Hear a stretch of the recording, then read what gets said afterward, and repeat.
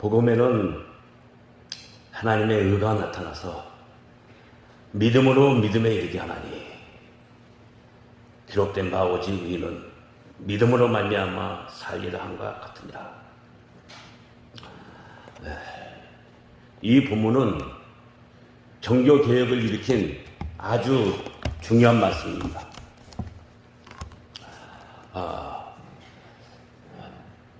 종교 개혁은 루터가 일으켰는데 루터는 처음에 이 말씀을 이 하나님의 의라는 이 말씀을 처음에 이해하지 못했습니다. 그래서 루터는 이 하나님의 의라는 말을 아주 싫어했습니다. 그래서 루터가 비텐베르크 대학에서 강의를 했었는데 시편에서 주의 의라는 단어가 나오면요 그것을 설명하지 않고 슬쩍 지나갔습니다.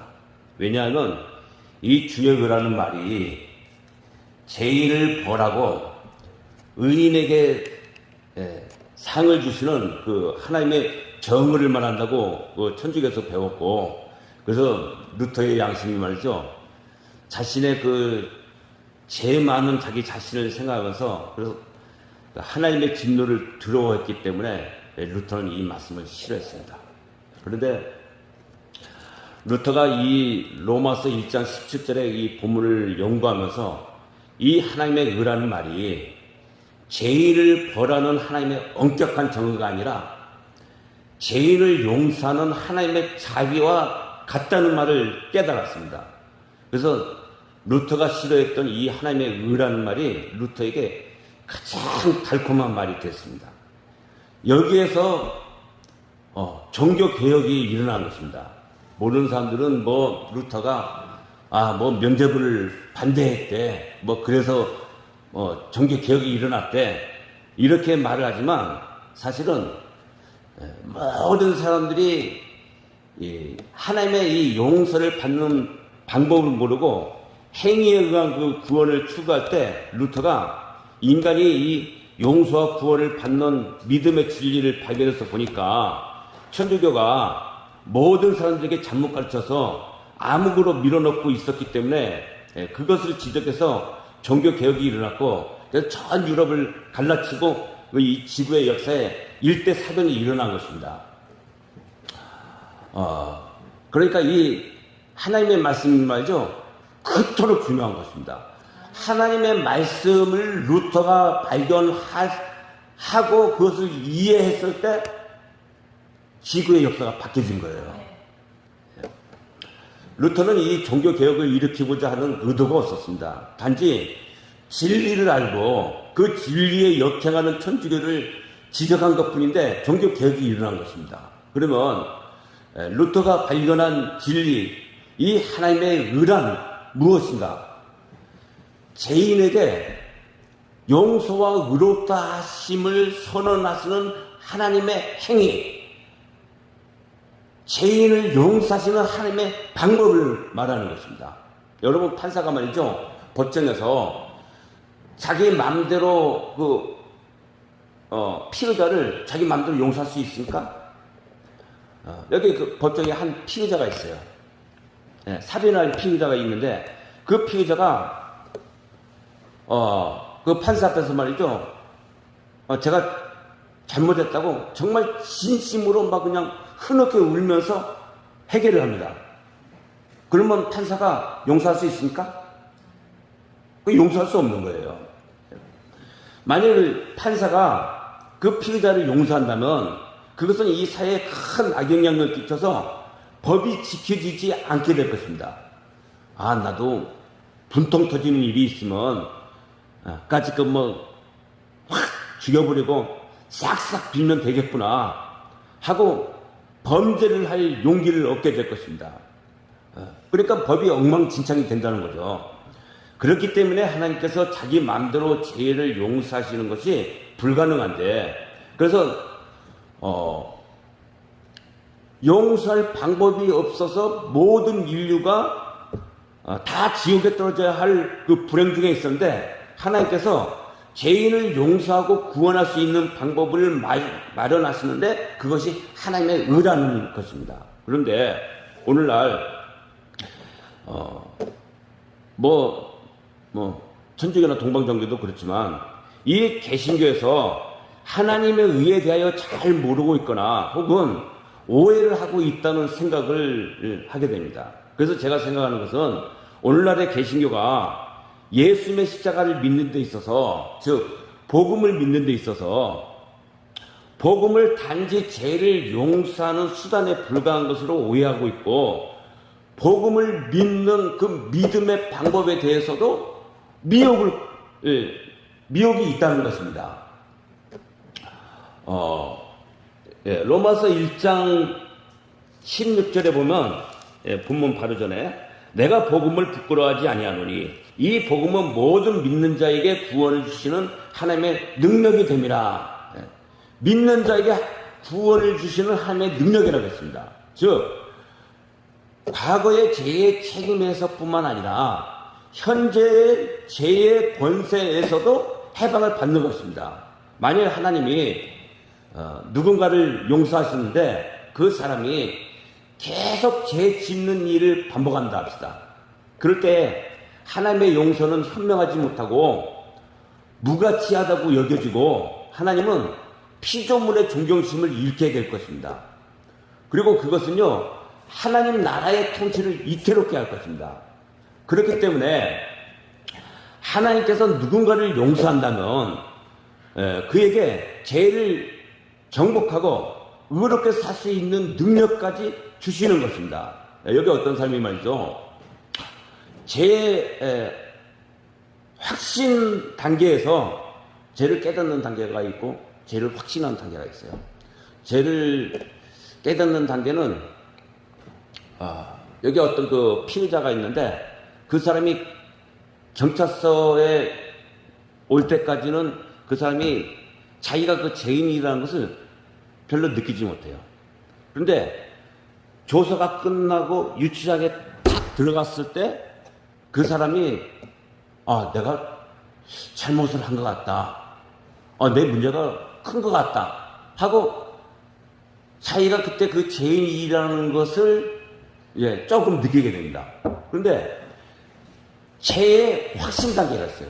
죄의 확신 단계는 뭐냐면요, 이 사람이 그 유치장에서 나와가지고 법정에 서서 재판장으로부터 말이죠, 땅땅땅 이 선고를 받는 거예요. 그때 그 사람은 죄의 확신 단계에 들어가는 것입니다. 그런데 여기 어떤 사람이 그 죄의 확신 단계에서 그 이기적인 자신의 마음에 절망하고 고통을 당하는데, 그 사람이 복음을 믿었는데 하나님이 죄를 용서하시고 죄의 권세에서는 해방시키지 않아서 다시 죄에 계속 빠진다면 그래서 계속 그 양심의 가책을 받는 거예요. 그렇다면 그 사람은 이게 무슨 복음이야 하고 이의제기를 할 뿐만 아니라 하나님의 용서가 별 도움이 되지 않는다고 생각할 것입니다. 그런데 오늘날 그 교회 지도자들이 교인들의 죄를 정복하는 복음을 모르고 있고, 좀 더 나아가서 말하면 말이죠, 죄가 뭔지를 몰라요.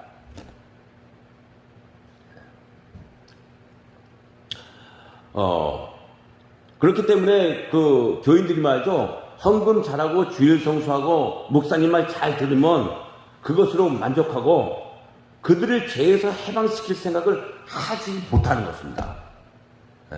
그게 지금 우리나라 교회의 현실이에요.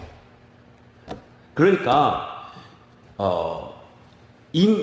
애면적으로 말이나 행동에 의해서 드러나서 비난받을 만한 죄는 지적을 하지만 마음속에 일어나는, 눈에 보이지 않는 그 마음속에 일어나는 그 죄의 움직임에 대해서는 말이죠, 아무런 문제 제기를 하지 않는 거예요.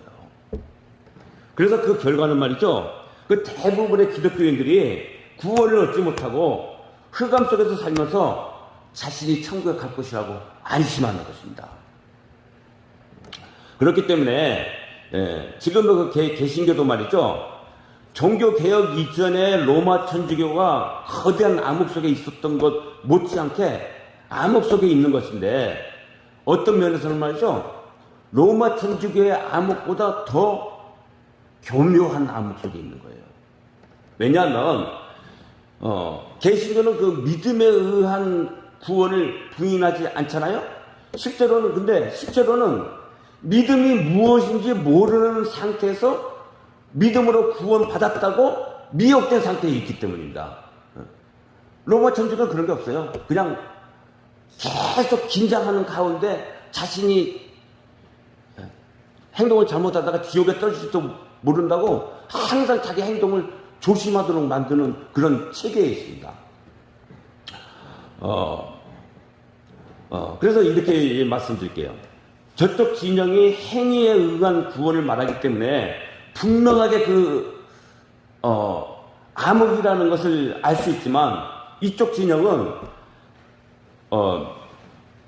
어쨌든 그 믿음에 의한 구원을 주장하기 때문에 그것이 옳은 것 같다, 빛처럼 착각되는 암흑이라고 말을 할 수 있는 것입니다. 그렇기 때문에 이 교회와 이 사회 상태가 심각하게 무법한 상태에 있고, 그래서 어떤 좀 이대하신 분이 말이죠, 루터에 의해서도 종교개혁이 일어난 것처럼 개신교에서도 신학적으로 준비된 어떤 분에 의해서 종교개혁이 일어나야 되지 않는가, 이제 그런 생각을 좀 가지게 됩니다. 죄인들은요, 하나님을 사랑하지 않습니다. 그리고 죄인들은 하나님께 대해서 말이죠, 적개심을 가지고 있어요. 루터도 자기 은사인 스타우피츠 교수에게 말이죠, 하나님에 대한 적개심을 고백을 했습니다. 여러분, 하나님께 대한 인간의 적개심에 대해서 말을 들어보셨습니까? 제가 말이죠, 유튜브에서 많은 종교 지도자들의 그 설교를 듣고, 또 저쪽 진영 신부님들의 그 강론도 많이 들었는데, 죄인들의 적개심을 말하는 종교 지도자를요, 제가 단 한 번도 본 적이 없었습니다. 죄인들은 죄에 대하여 엄격한 하나님의 그 거룩함에 대하여 반감을 가지고 있고, 구원받는 데 있어서의 그 까다로운 조건에 대해서 적개심을 가집니다. 그런데 교회에 다니는 사람들이 자신의 그 마음속에 있는 하나님의 적개심을 발견을 못해요. 왜냐하면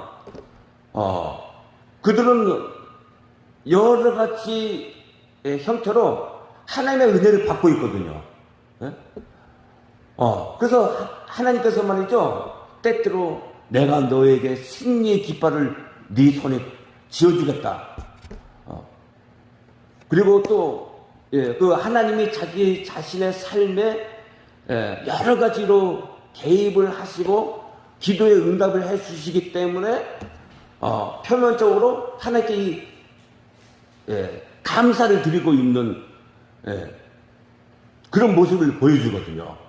그러니까 실제적으로는 그 마음속에 그 하나님에 대한 적개심을 가지고 있는데, 하나님께서 여러 가지 모습으로 친절을 베푸시기 때문에 로마서에 그런 말씀이 있죠. 네 원수가 줄이거든 먹을 것을 주고 목마른 것은 마실 것을 주어라. 그리함으로 그 머리에 숯불을 놓으리라. 그런 말씀이 있잖아요. 그러니까 사도 바울이 그 로마 교인들에게 그 사랑의 숯불을 피우라고, 원수들에게 사랑을 베풀라고 그렇게 요구를 하고 있는데, 그것을 실천하시는 분이 하나님이시라는 거예요. 우리 마음속에 그 하나님에 대한 적개심이 있는데, 하나님은 여러 가지 형태로 우리에게 친절을 베푸시는 거예요. 그런데 나와 하나님과의 관계가 좋다고 착각을 하는 것이죠. 그러니까 하나님이 교인들에게 그들을 흡족하게 여기기 때문에 여러 가지 상을 주시고 뭐 은사를 주시고 응답을 주시는 것이 아니라 원수를 사랑하는 그 죄인들을 불쌍히 여기는 자비의 마음을 그걸 베푸시는 거예요. 근데 그런 그 하나님은 또 여러 가지 응답을 받고 또 때로는 뭐 먹고 싶다. 그러면 내 마음속에 생각을 하나님이 그것을 알고 말이죠.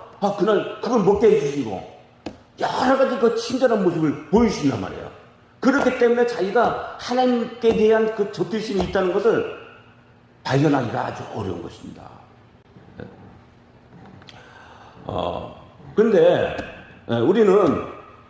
우리 모든 사람이 다 이기심을 가지고 있다는 것은 누구나 알고 있지 않습니까? 근데 그 이기심 그것 자체가 하나님이 요구하는 거룩함을 반대하는 행위이고, 그 이기심은 그것 자체가 하나님께 대한 적개심이라는 거예요. 그렇기 때문에 만일 우리가 죽는 날까지 이 이기심을 정복하지 못한다면 심판석에서 예수님이 말이죠. 내가 왕 되기를 원치 아니하던 저 원수들을 끌어다가 내 앞에서 죽이라. 이렇게 말씀하실 것입니다. 그렇기 때문에 우리들의 그 이기심은 말이죠. 예수님이 왕 되기를 원치 않는 적개심이에요. 그래 이기심은 그렇게 말을 하는 거예요. 나에게 이래라 저래라 하지 마세요. 나에게 거룩함을 요구하지 마세요. 무엇이 죄라고 나에게 말하지 마세요. 나에게 충성과 사랑을 요구하지 마세요. 하고 그 마음속에서 반발하는 것. 그것이 하나님께 대한 적개심인 것입니다.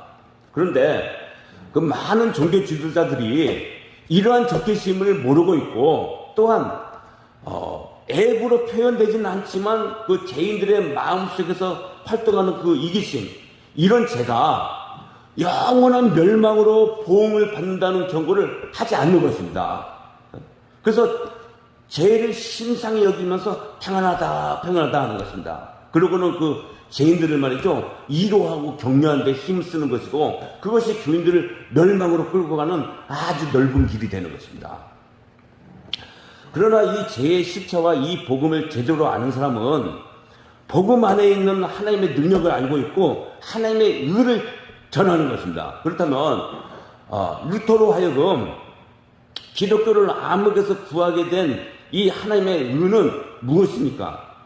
그것은 하나님께서 하나님의 율법을 무시하지 않고 율법을 높이면서도 죄인을 용서하고 죄인을 죄에서 구원하여 하나님의 법의 순종을 이끌어내는 하나님의 방법, 하나님의 행위를 말하는 것입니다.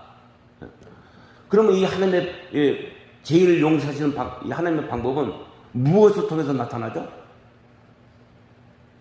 그것은 예수님을 십자가에 못 박으심으로써 죄에 대한 그 하나님의 견해를 밝히신 것입니다. 죄는 우리 죄는 하나님이 예수님을 십자가에 못 박으실 정도로 극도로 혐오하십니다. 하나님께서 죄를 완강하게 반대하십니다. 하나님은 하나님의 법을, 즉 율법을 아주 존중하십니다. 또한 하나님은 나를 위하여 하나님의 아들을 내주실 정도로 나를 사랑하십니다. 이러한 견해를 그 십자가를 통해서 밝히심으로써 그 용서받을 죄인에게도 자발적으로 그 죄를 버리게 하고 하나님의 법대로 준행하게 할 결심을 하게 만드는 그런 방법인 것입니다. 그래서 이렇게 그 공의를 만족시키면서 죄인들도 법을 존중하고 새로운 삶을 추구하도록 만들기 때문에, 그렇기 때문에 이 공의를 만족시켰고, 그래서 하나님은 아무런 꺼리낌이 없이 명예롭게 죄인을 용서할 수 있는데, 이러한 그 하나님의 방법, 이러한 하나님의 행위를 하나님의 의다라고 말하는 것입니다. 그래서 이러한 그 하나님의 견해가 녹아져 있는 것이 십자가의 복음인데, 그래서 로마서 1장 16절에 보면 복음은 모든 믿는 자에게 구원을 주시는 하나님의 능력이 됩니다. 이렇게 말을 하는 것입니다.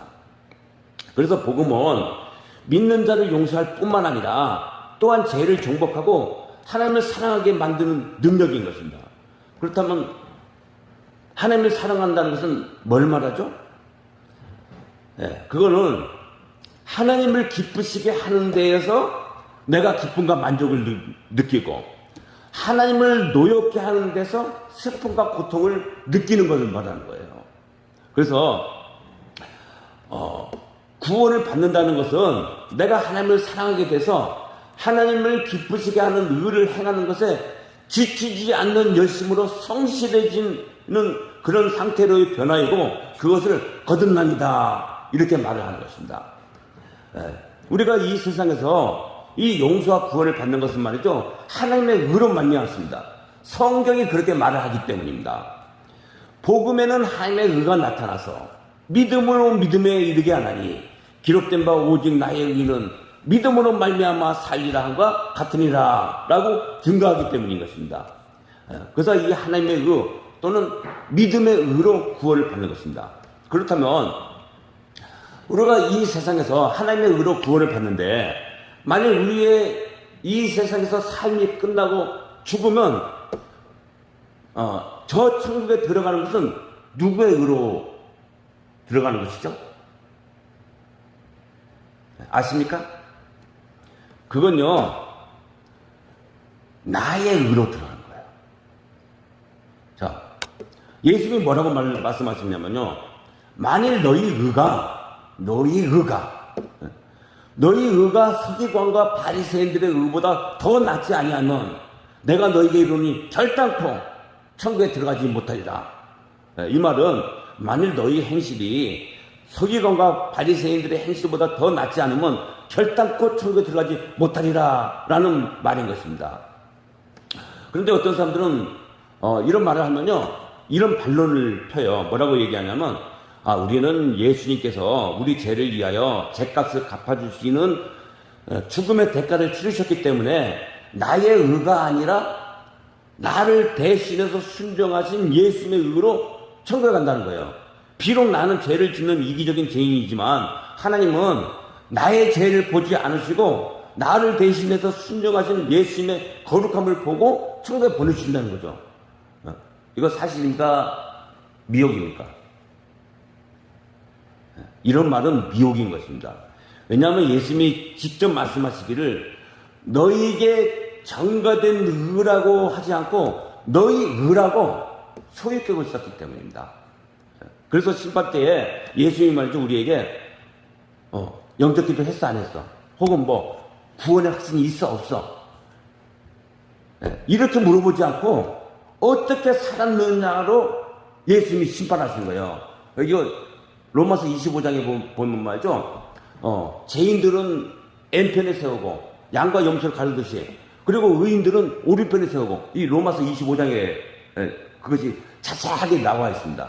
근데 제가 그걸 말하려고 하면 너무 이렇게 길어진 것 같아서 제가 잘랐어요.